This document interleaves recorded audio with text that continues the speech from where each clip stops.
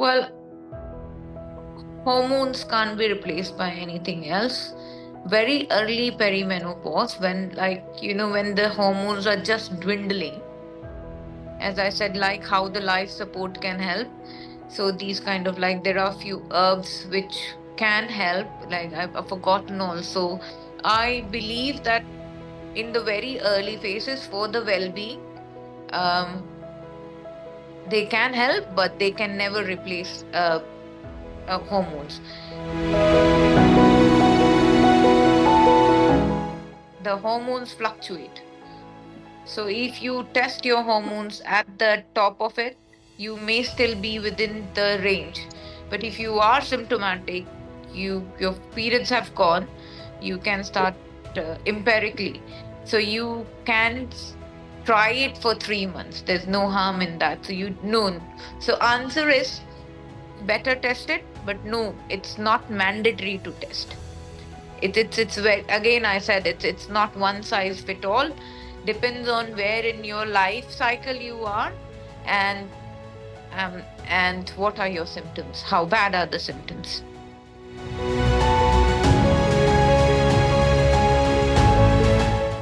This is the estrogen pump. So transdermal route of estrogen is the best, which can be three types. Either you use a gel, you use a foam, or you use a patch or a spray. So patches are, they are square size patches that of estradiol that are available, and you use them any 2 days of the week, which is normally Mondays and Thursdays. And you apply a patch and you change the patch on the stipulated day. And if the patch comes out, then you kind of apply a patch again. So patch is normally hips, and side of the hips is where people, or lower abdomen is where most of the women apply. I also started with the patch, and also the patch would stick and come out, and the doses of the hormones wasn't very good. So then I moved to estrogen spray. So what you do is you take the spray. So this comes like that, and you take the spray in one hand. And so I'm a right hand dominant, so I normally use it. So you just kind of, I'm not going to take it because I normally take it in the night. So you just kind of make a very tight contact and spray it once, and then let it just dry off. Normally you use the same area of the skin, same time of the day, every day, because it sensitizes the skin and the absorptions get better and better. You start with one pump a day and you see for some time, and if your symptom settles, well and good. If not, then you can go up to 2, 3, and 4 sprays very safely without monitoring anything. So this is estrogen. And the second part of HRT is progesterone. So progesterone depends on whether you have uterus inside or not. But previously they said that people who have hysterectomy should not have progesterone. But now they say that even if you have hysterectomy, progesterone works on the GABA receptors, and it helps in sleep and calming down and stress. So now the thing is that even if you don't have uterus, you should be given progesterone. So depends on that. And the progesterone is just comes in a strip.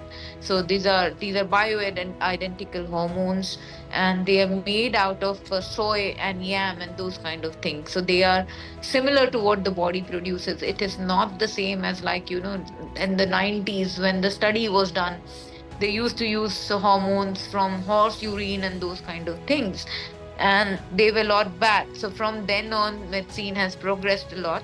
So this is progesterone. Progesterone, as I said, works on GABA receptors.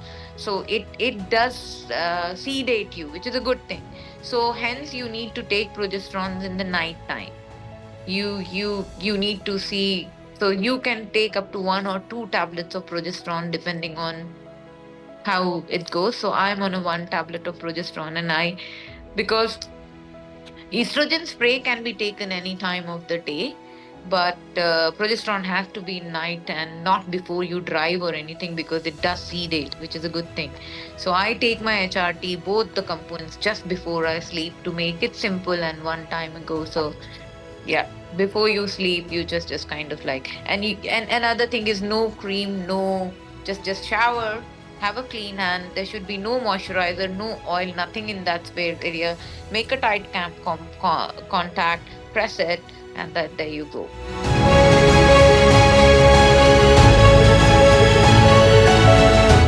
Testosterone is not only a male hormone, it's a female hormone. It is produced in females as well. So, androgen deficiency can make you a little tired, uh, less driven, like, you don't want to do things and everything. And I was going through that phase, and I thought over a lot, what should I do and should I try it? So this comes in a 5 milligram 1% weight by volume gel. So it's this sachet. So, and what you do is you just take a pea sized drop. So this should last you about 1.5 weeks. This is just one, and you apply it in the hidden areas. So, like, I apply it on the back of the calf, and as I said, I have just started using this last month.